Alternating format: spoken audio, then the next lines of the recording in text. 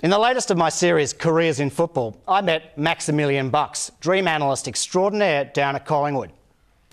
Yes, good evening, Andrew. It is a scientific fact that the performance of the footballer will suffer under the weight of emotional baggage. My job here is to identify the repressed memories of the player and integrate them back into the conscious mind. I'm intrigued, Professor. Professor Way. I had one young midfielder come to me with a recurring dream. I would rather not mention his name. Nathan Buckley said that I should not.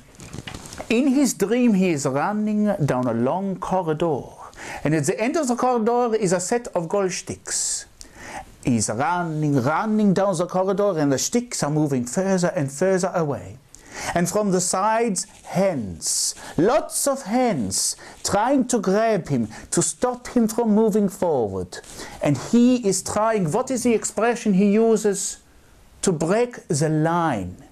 But the hands are too much for him, and he wakes up in a cold sweat. So, the corridor represents the corridor, and the goals represent the goals, and the hands represent the hands of the opposition players trying to stop him as he breaks the lines. This is far too simplistic, my young and naive friend. Now, it takes years of study and considerable remuneration to do a job like mine.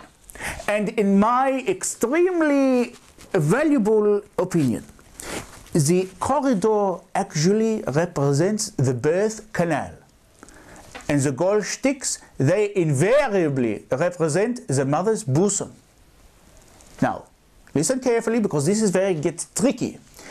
It is not the hands that are important, but the fingers, symbolically each one representing the artificial teat that replaces the mother's bosom. You see, what we have here is what we call in the trade a winning dream. And what I have realized in my time at Collingwood is that the club here has a winning problem. Right. So how did you treat this? Well, Andrew, we have tried many things. We have tried psychoanalysis, hypnosis, shock therapy. Why? We even had that player relive his own birth more than a dozen times. And then it came to me. It was the dream that pointed the way. You see, any footballer, is always exercising the reflexes of the body, but he is not exercising the reflexes of the mind.